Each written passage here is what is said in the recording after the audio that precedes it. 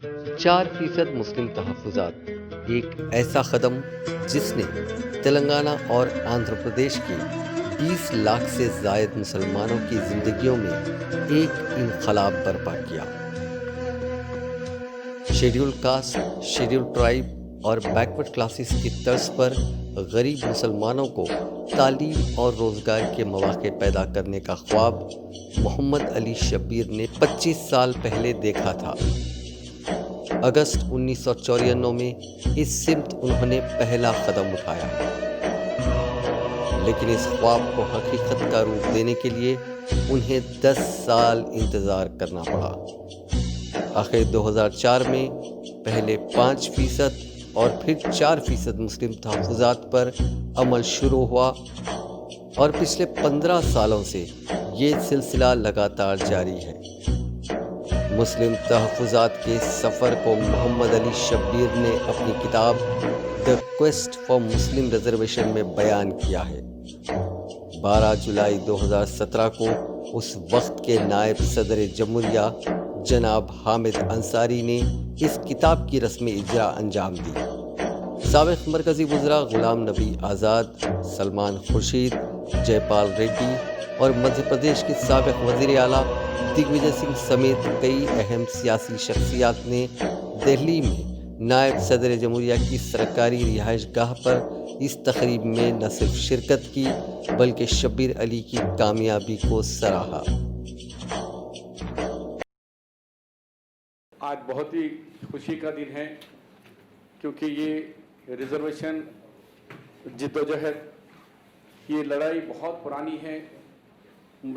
तेलंगाना और आंध्र प्रदेश जब दो एक इकट्ठा रियासतें थे, वो कई ज़माने से डिमांड कर रहे थे, लेकिन इत्तेफाक से हमारी मुस्लिम तंजीमें चाहते थे कि भाई मुसलमानों में रिजर्वेशन नहीं होना चाहिए क्योंकि इस्लाम में मसावात है।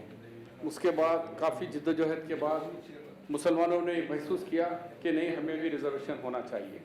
इस तरीके से ये कांग्रेस की सरकार में विजय भास्कर जी जब चीफ मिनिस्टर थे, तब ये बात शुरू हुई कि मुसलमानों को भी मुस्लिम कापूर, तेलगा, बलेजा, उल्टरी का GO-30 इशू किया गया। लेकिन 3 महीने में इलेक्शन आए और हमने हार गए और 94 से लेकर 2004 तक एन टी रामाराव साहब 8 महीने और चंद्रबाबू साहब 9 महीने रहने से वो रिजर्वेशन का जीवो को, उसको 9 साल उस जीवो को बरदान में रख दिया गया।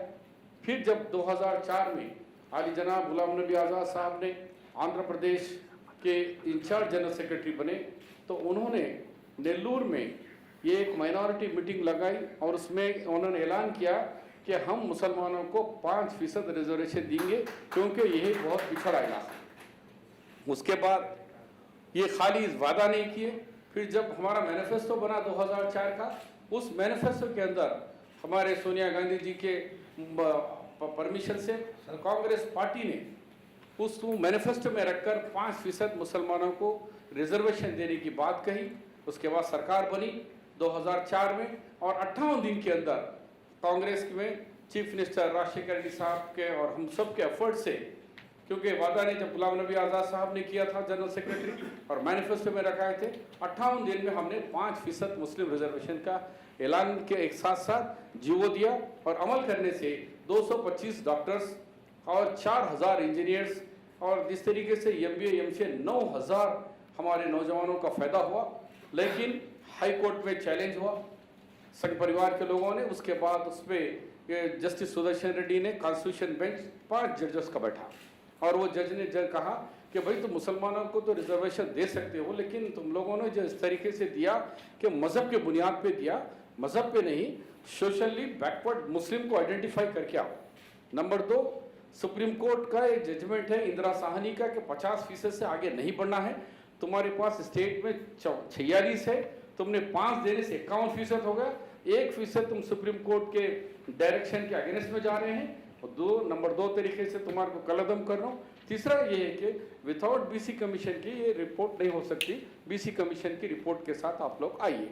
तो उस तरीके से हमको हमारा जियो कलअदम हो गया। फिर हमने दोबारा उसको 5 को 4 बनाया और BC कमीशन बनाकर फिर गए तो जस्टिस बिलाल नस्की साहब के 5 जजेस बेंच बैठा। उन्होंने कहा कि भाई ये तो ठीक है, रिजर्वेशन के काबिल जो लोग हैं वो दे सकते हैं, लेकिन फिर यहाँ पे भी मजहब की पूरे मुसलमानों की बात कर रहे हो तुम लोग, ग्रुप्स आइडेंटिफाई नहीं करे, इसलिए ये जो सर्वे है वो सही सर्वे नहीं है, इसलिए इसको दोबारा सर्वे करके आओ। लिहाजा इसको उन्होंने भी कलदम करार दिया। फिर 2007 में असेंबली में बिल रखे, असेंबली में मैंने राष्ट्रीय गवर्नमेंट कांग्रेस की तरफ से असेंबली में 3 दिन बहस करने के बाद हमने मुसलमानों में भी सोशली एजुकेशनली बैकवर्ड लोगों को, जिसमें से 7 लोगों को निकाल दिया गया, सैयद, मुगल, अरब, पठान, ईरानी, नवायत, इन लोगों को निकालकर बाकी के तमाम मुसलमानों को रिजर्वेशन दिए, जिसको में 7 जजेस फिर चैलेंज हो, और अब जो हाई कोर्ट के सुप्रीम कोर्ट के जज है जस्टिस अनिल धावे साहब के साथ 7 जजेस बैठे, उसमें 3 हमारे फेवर में दिए, 4 हमारे अगेंस्ट दिए।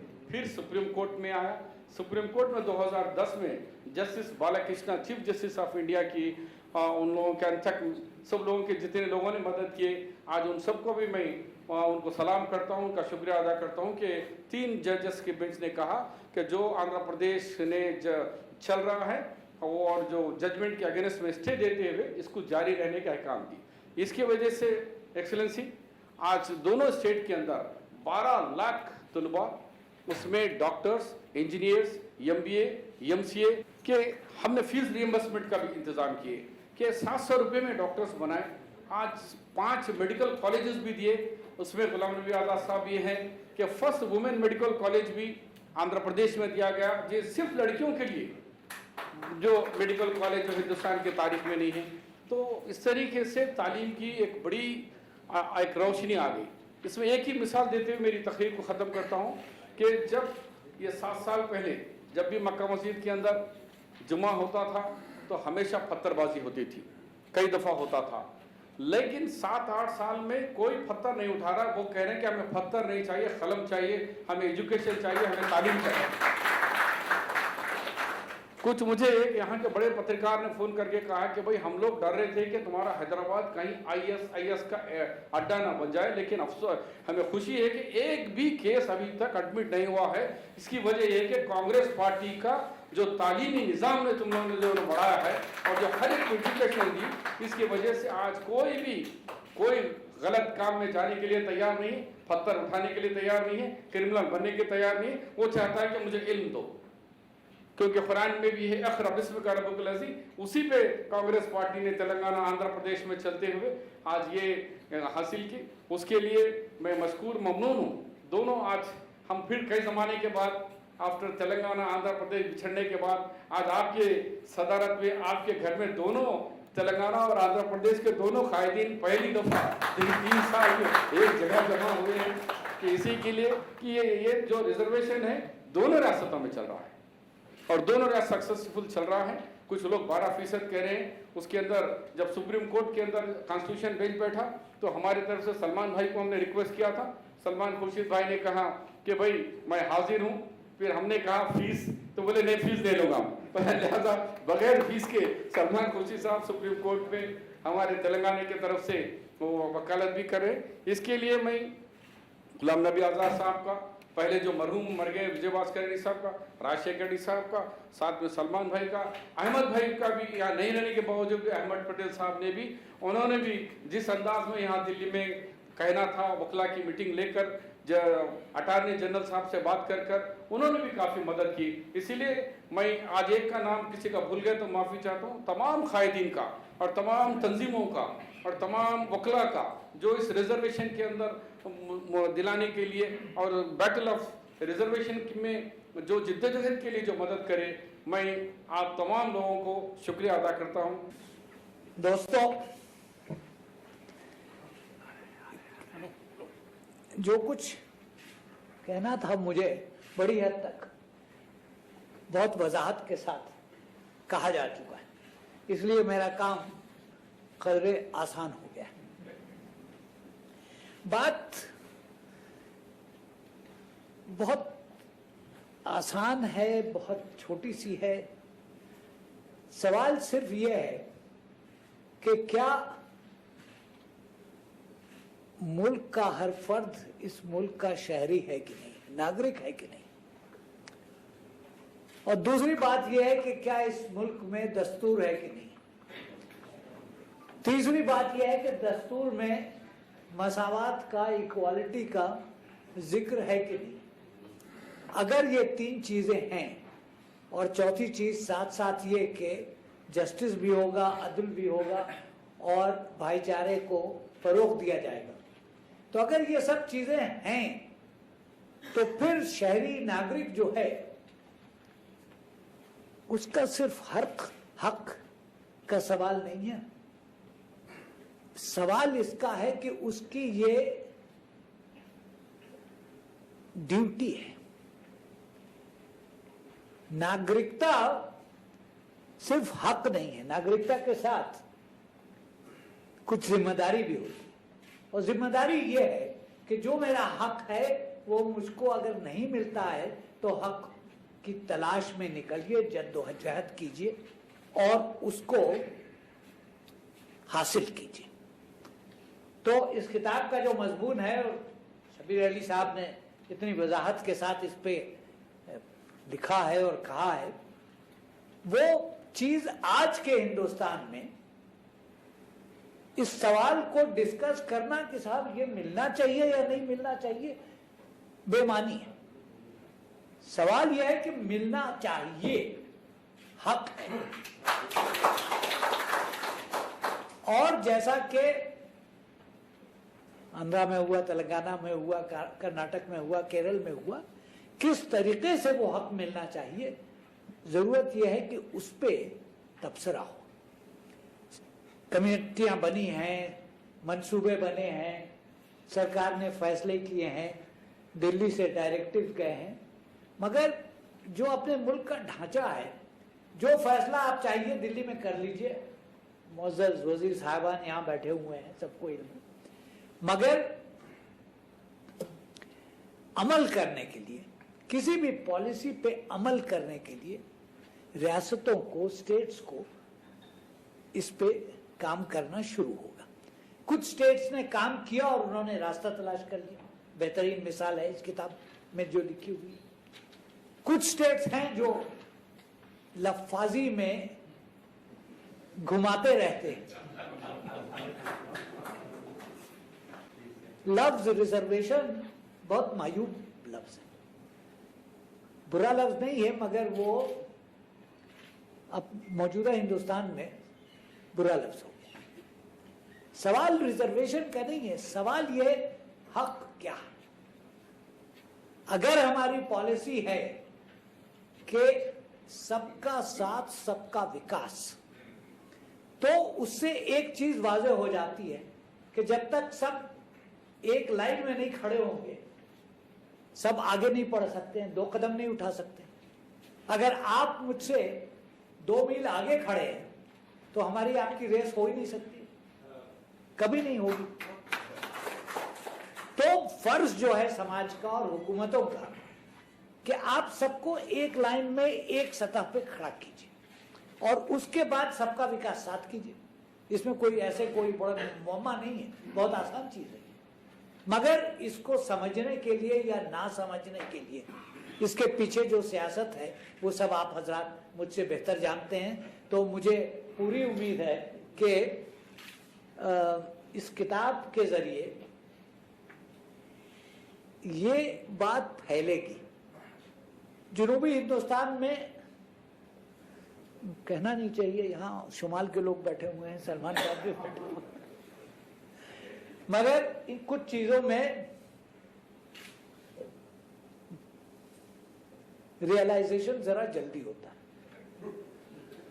तो केरल में उन्होंने अपने तरीके से किया, कर्नाटक में अपने तरीके से किया, तेलंगाना और आंध्रा में अपने तरीके से किया। तमिलनाडु में भी 2%। जी, तमिलनाडु में भी।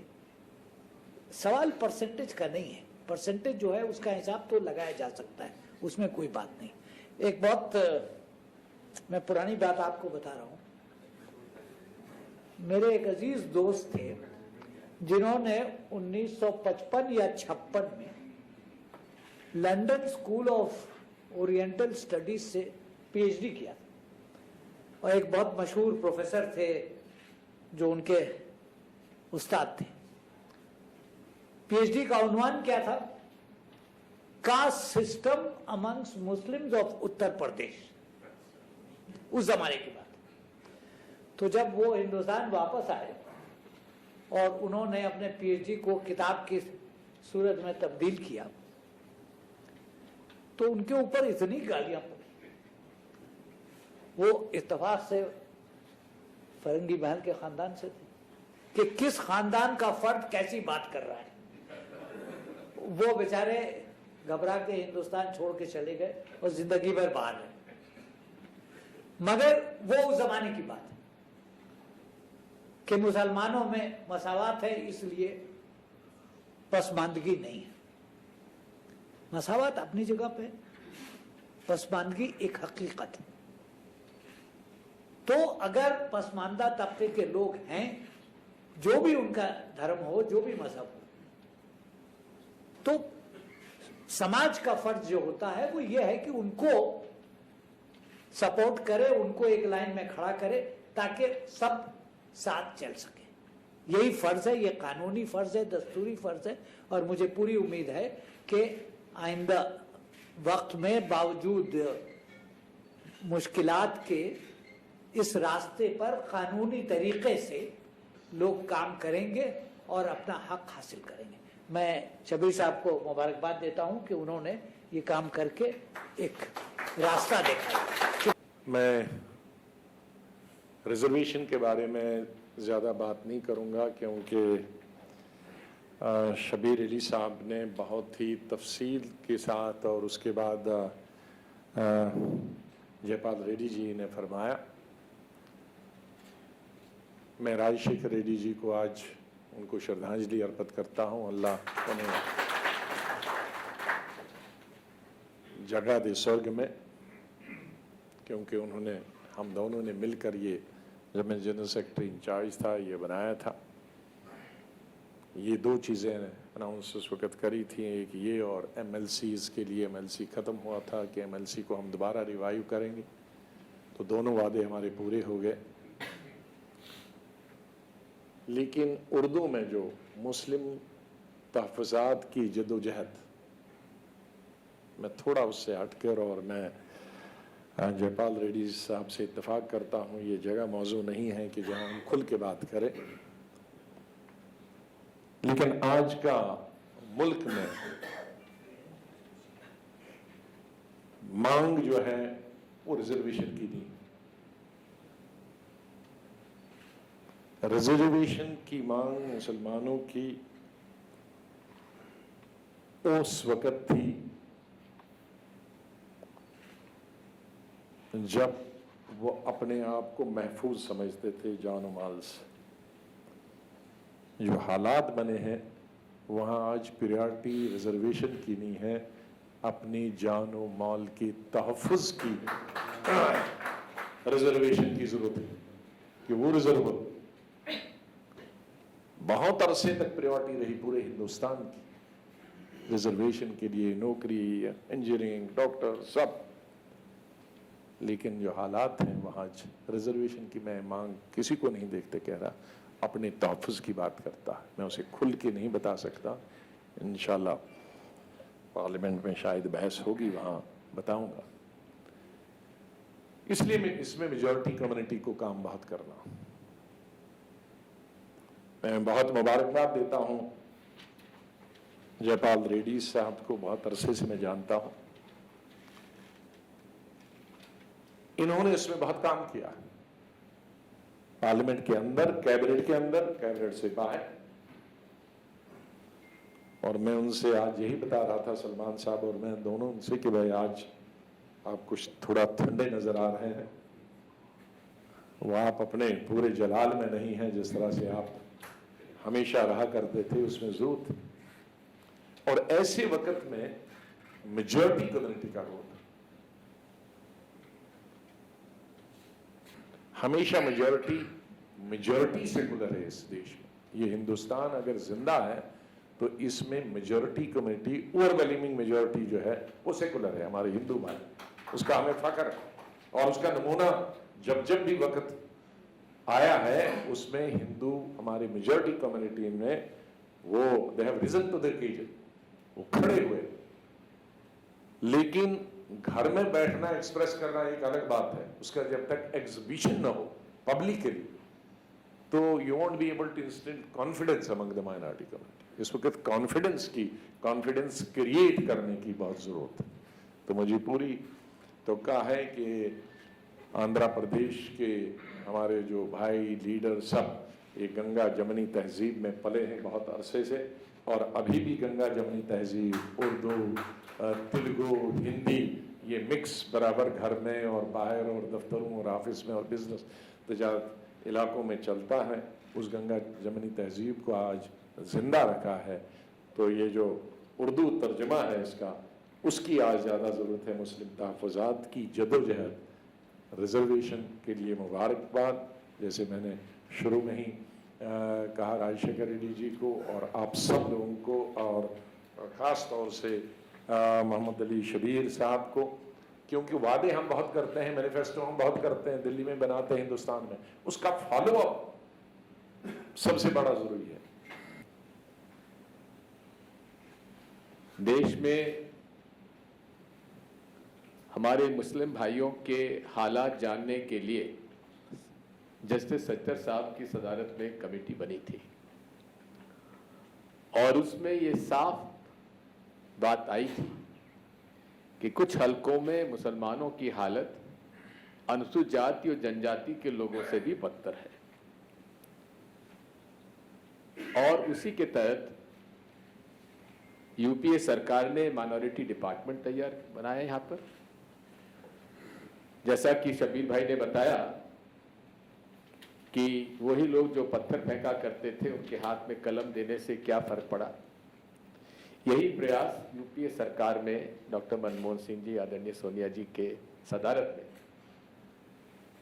योजनाएं तैयार की गई और अलग अलग स्तर पर स्कॉलरशिप और पढ़ने के लिए प्रोत्साहित करने के लिए हमारे मुसलमान भाइयों बहनों के लिए, माइनॉरिटीज के लिए योजनाएं तैयार की गई।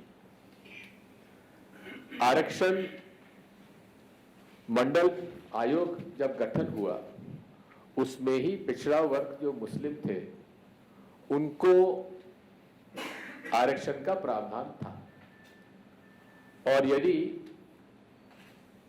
मुसलमानों की जनसंख्या में पिछड़ा वर्ग के मुसलमान ले लिया जाए तो लगभग अलग अलग राज्यों में 60% से 85% तक मुसलमान उसमें शामिल हो जाते थे। लेकिन क्योंकि शुरू से ही उनकी जो बुनियादी शिक्षा में पीछे रहे उसका वो ज्यादा लाभ नहीं उठा पाए। वही लाभ उठा पाए जो कि पहले से, जो कि जिनकी माली हालत अच्छी थी। मुझे याद है मैं वहाँ का महामंत्री इंचार्ज था आंध्र प्रदेश का, जब स्वर्गीय राजशेखर रेड्डी साहब ने शबीर अली जी को ये काम सौंपा था और उसमें कठिनाइयाँ आई। और स्वाभाविक है कि जब भी मुसलमान की कई बात आती है तो उसमें अदालतों में चहलकदमी बढ़ जाती है और अदालत का भी एक रुख अपने तरीके का अलग हो जाता है। ये कोई मैं किसी की मानहानि में बात नहीं कर रहा हूँ, लेकिन एक जो अनुभव हम देखते हैं तो यहाँ पर भी हुआ। लेकिन अब माननीय अदालत के, सुप्रीम कोर्ट के हम आभारी इस बात के हैं कि उन्होंने इस पर सुनवाई के साथ साथ जो आरक्षण का निर्णय आंध्र प्रदेश सरकार ने ले लिया था उसको बंद नहीं किया, उसको चालू रखा। यही सबसे बड़ी एक उनके प्रति आभार व्यक्त करते हैं।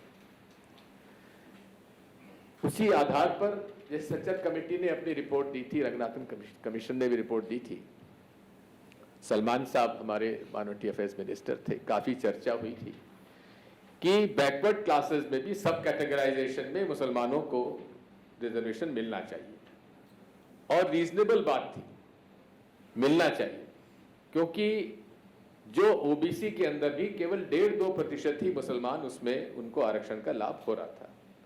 तो सब कैटेगराइजेशन के उद्देश्य से ही हम लोगों ने यहाँ पे बातचीत की थी और यूपीए सरकार ने निर्णय भी ले लिया था। लेकिन फिर वही बात हुई, अदालत में जाकर बात अटक गई। मैं यही कहना चाहता हूं कि इस देश का मुसलमान के ऊपर आज कुछ समय में से उसकी ईमानदारी, उसकी राष्ट्रीयता पर जो प्रश्न चिन्ह लगाने का प्रयास किया जा रहा है, हम सब आज इस देश में उनका ये प्रयास होना चाहिए कि इस देश का हिंदू, मुसलमान, सिख, ईसाई सभी लोग किसी को भी अपनी राष्ट्रीयता का प्रमाण पत्र किसी से लेने की आवश्यकता नहीं है।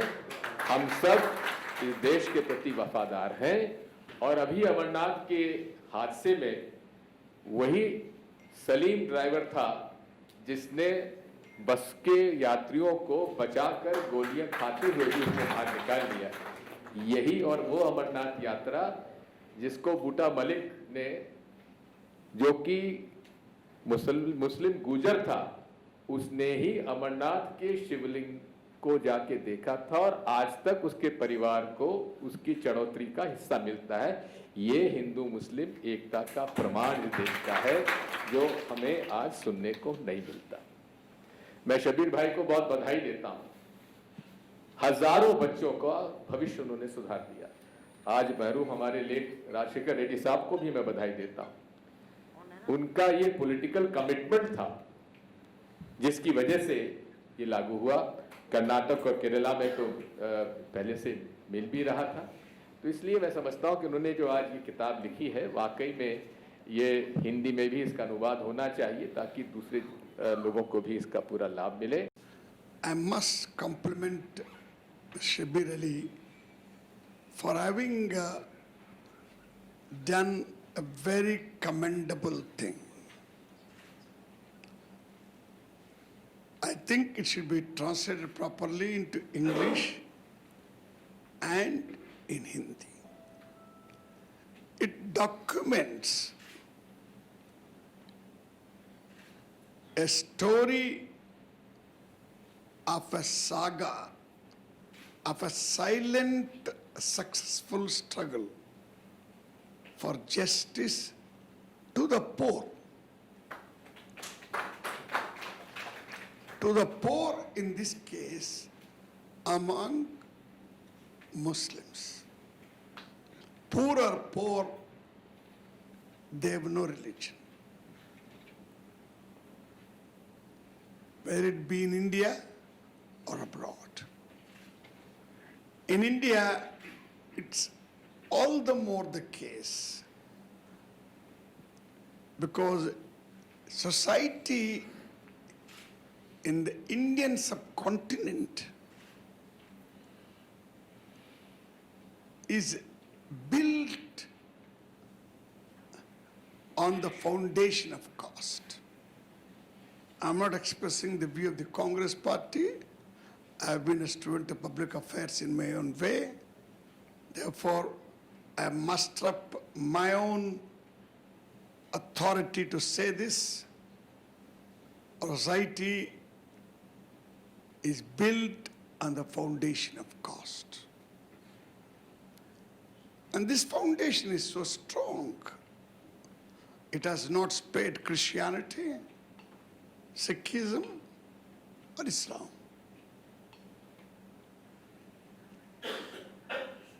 Therefore, when people like us among Hindus or Muslims in general plead for reservation for Muslims, we are not asking for Muslims as a religious group. They are backward people among Muslims. They can also be divided into castes. All poor people in India cannot be divided into castes because there are many poor people among the upper caste of Andhra also, upper caste of Hindu community also. They can't be divided into castes. But we are talking of the poor belonging to lower caste. This reservation for the poor among Muslims. This book of Shabir Ali documents a systematic effort initiated by late Vijay Bhaskar Reddy, and above all, continued, intensified, pursued with great determination by Rajshekar Reddy, and even continued by Roshaya ji, who in his old age did not hesitate to go to another lawyer to get the case cleared for.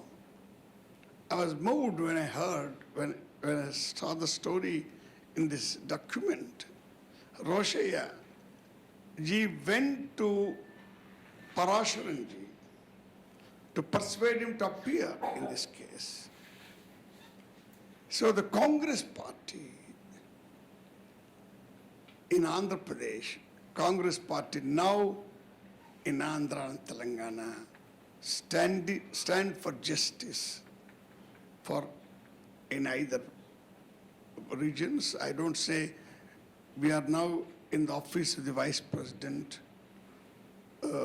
I'm not glad, but our Vice President will be soon emancipated from the shackles of the office of the Vice President.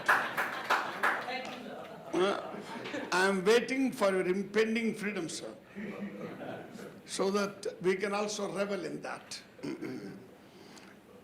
You see, but at this moment, we can't misuse your premises. But there are also people belong to other castes, it's other parties. This is not a political question. In India, we try to reduce everything to a political question. When the Gujarati Muslim driver saved all those pilgrims, he did not act as a Muslim. He acted as a human being. And every human being in an hour of moral trial unconsciously rises to the heights of humanism. That's what exactly happened in this case. We are all not only human beings. There is some good thing in each one of us which is suggestive of inherent humanism. So this book in particular needs to be read because to do anything, reform in particular, requires caution, patience, perseverance. If you do too many big reforms, it will only lead to reaction. Therefore, once Winston Churchill said, great reforms offend great interests. When Rajshekar Reddy's government was wise enough to reduce the percentage reservation from 5 to 4%, it was not being cowardly, it was being tactful. Because the idea was not to exceed 50%, so that the piece of legislation would be constitutionally valid. Therefore, to know all these pearls of wisdom, I request each one of you to go to the book. I want the book to be published in English and Hindi too, so that everybody learns lessons. I think in addition to a lot of services rendered from my friend Shabir Ali, this is another signal service. Congratulations to you. देखिए, हम तो बहुत दिन से इसका इंतज़ार कर रहे थे कि सुप्रीम कोर्ट में ये मामला आए। बहुत सारे उसमें पहलू हैं जिन पर हम लोगों को सुप्रीम कोर्ट की मदद चाहिए, सफाई चाहिए। आपके यहाँ कम से कम जो यहाँ का मामला है, जो गुज़िश्ता आंध्र प्रदेश का मामला है, शबीर साहब ने उस वक्त बहुत मेहनत करके यहाँ पे वो लेजिस्लेशन पास कराया था। और वो आज तक बरकरार है। सुप्रीम कोर्ट के जो इंटरिम ऑर्डर्स हैं उसके मुताबिक वो बरकरार है। वो यहाँ पे रिजर्वेशंस लोगों को मिल रहे हैं। लेकिन जो हिंदुस्तान में मुख्तलिफ सूबों में थे, जो सेंट्रल गवर्नमेंट के रिजर्वेशंस थे, उस पर सुप्रीम कोर्ट ने कोई स्टे नहीं दिया था। तो अब यहाँ पे जो स्टे मिला है वो सही है या वहाँ जो स्टे नहीं मिला है वो सही है, इस पर गौर करने के बाद एक फ़ैसला आना था। और इसमें डेट्स लगनी शुरू हो गई थी और ये कह दिया गया था कि अब हम इसको दो हफ्ते बाद 3 हफ्ते बाद इसको हम फाइनली इसको सुनेंगे। लेकिन बदकिस्मती से बीच में ये बीमारी का सिलसिला शुरू हो गया, कोरोना वायरस का। तो कोर्ट्स अब रेगुलर मैटर्स सुन ही नहीं रहे हैं। सिर्फ जो फौरी तौर पर जहां आपको कोई राहत चाहिए वही मामले 8-8, 10-10 मामले हर कोर्ट में लग रहे हैं। तो अब हम इंतज़ार कर रहे हैं। दुआ है, ये परवरदिगार से, ऊपर वाले से दुआ है कि हालात बेहतर हो जाएं और ये बीमारी का जो हम पर इस वक्त एक परछाई है ये हट जाए और उसके बाद फिर कोर्ट्स अपना काम शुरू करें ठीक से और हम लोग फिर कोशिशें करेंगे कि उसमें सुनवाई हो और मुझे पूरी उम्मीद है कि उसमें हम कामयाब होंगे। लेकिन अभी जैसे और लोग कई जगह पर जो 4% बहुत यहाँ पर 4-5 दफ़ा कोर्ट जाने के बाद, हाई कोर्ट जाने के बाद 4% जो था वो मामला तय हो पाया था। तो उससे बढ़ाकर कोई कहे कि हम 6 देंगे, 10 देंगे, 12 देंगे, फला देंगे, मैं समझता हूँ उसकी कोई अभी बुनियाद है नहीं। पहले हम 4 को तो काबू कर लें मजबूती से और 4 अगर हमें मिलता है तो उसके बाद किसी के पास 4 से बढ़ाकर कुछ कहने की बात है तो उस पर फिर गौर किया जा सकता है। लेकिन आज जो हमारे पास हाथ में है, जिसको अंग्रेज़ी में बर्ड इन हैंड कहते हैं कि bird in hand is worth 2 in the Bush, कि जो झाड़ पे अगर 2 चिड़ियाँ भी बैठी हैं तो उनका हम क्या करेंगे। जो हमारे हाथ में चिड़िया है वो हम मजबूती से पकड़े हैं। तो इसलिए 4% जिसका बहुत फ़ायदा जो आंध्र प्रदेश उस वक्त था उसको हुआ, तेलंगाना को हुआ और आंध्रा को हुआ, बहुत फ़ायदा जो हुआ है उसको हम अगर अपने काबू में रख लेंगे और उसका हम और आगे आने वाली नस्लों को फ़ायदा दे सकेंगे, मैं समझता हूँ वही एक बहुत बड़ी बात होगी।